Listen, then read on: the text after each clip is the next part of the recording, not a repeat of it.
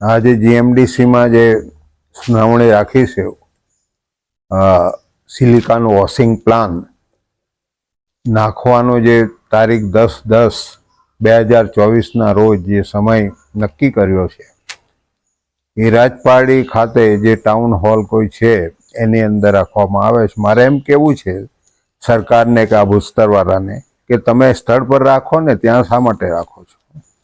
જેથી આખા લોકો બી આવી શકે ને તમને સ્થળને બધું નિરીક્ષણ થઈ શકે ને કે શું પરિસ્થિતિ છે ત્યાં આગળ અને કેવી રીતના આનો વોશિંગ પ્લાન આપવો એ બધું લોકો તમને ત્યાં સ્થળ પર બતાવે ને।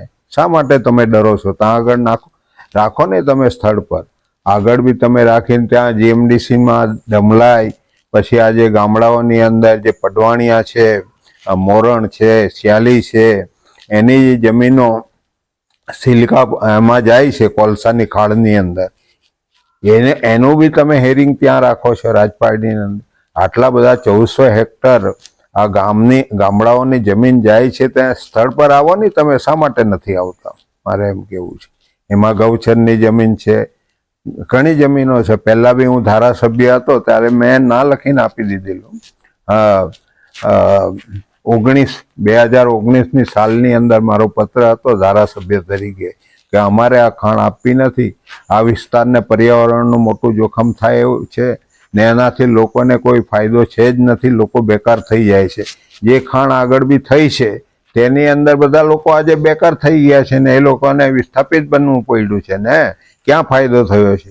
જીએમડીસી લખે છે કે આ વિસ્તારના લોકોને રોજીરોટી મળે, એને જીવન સુધરે, ક્યાં જીવન સુધર્યું છે? એ લોકો તો બધા પતી ગયા છે ને, શિક્ષણ નથી, કશું નથી। આજે ગામડા છોડીને એ લોકો જાય છે મજૂરી કરવા ત્યાં અંકલેશ્વરની અંદર જીઆઈડીસીમાં આ જેટલા ગામડા વિસ્થાપિત થયા છે।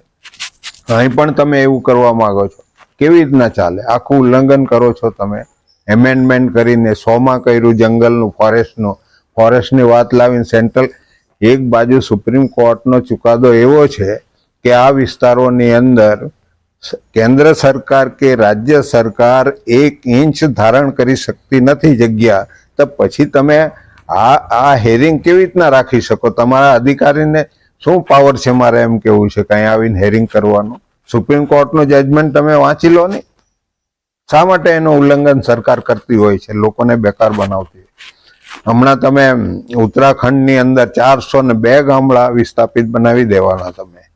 ત્યાં આગળ જે માઇનિંગ ચાલે છે તેનાથી આખા ગામડાઓની અંદર તિરાડો પડી છે। અહીં પણ હાલત એ જ થવાની છે ગુજરાતની અંદર। જ્યાં જ્યાં માઇનિંગ દેશમાં ચાલે છે ત્યાં આદિવાસી એરિયા છે, આદિવાસીઓને વિસ્થાપિત બનાવીને આ દેશના મૂળ માલિક છે એનેથી ખદેડી લેવાની આ વાત છે વિકાસના નામે। ક્યાં વિકાસ થવાનો છે? કેવડિયાની અંદર ક્યાં વિકાસ થયો છે? પેલા 2 છોકરાઓને મરી જવું પડ્યું, મારી નાખ્યા એ લોકોએ, છતાં એની ફરિયાદ આજ દિન સુધી કોઈ લખે નહીં।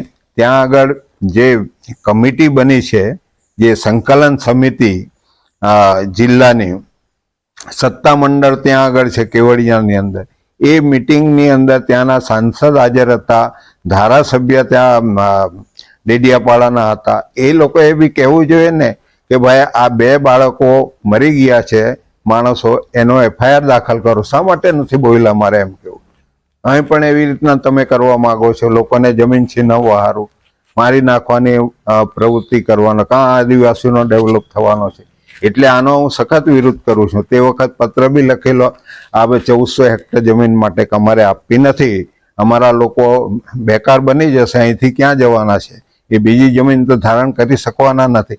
તમે એમેન્ડમેન્ટ કરીને જે કાયદા બનાવ્યા છે, જે તમે શરતોનું પાલન તમે એનું કરતા જ નથી, તમે એને પાછું લેવલ કરીને વસાવી આપવાનું, એને બોર બનાવી આપવાનું અને એને પાણી પાછા ગામ વસાવવાની જે વાત તમારા એમેન્ડમેન્ટમાં છે તે પણ કરતા નથી તમે, એનું પણ ઉલ્લંઘન કરો છો અને લોકોને જાણે માણસ જ નથી એ રીતના તમે જુઓ છો। એ તો કોઈ દિવસ ચાલે નહીં। આના માટે અમે મોટું આંદોલન કરશું, એનો જે કંઈ ભોગ આપવો પડે એ અમે આપશું, પણ આ ચલાવી લેવાના નથી આ પ્રભુ।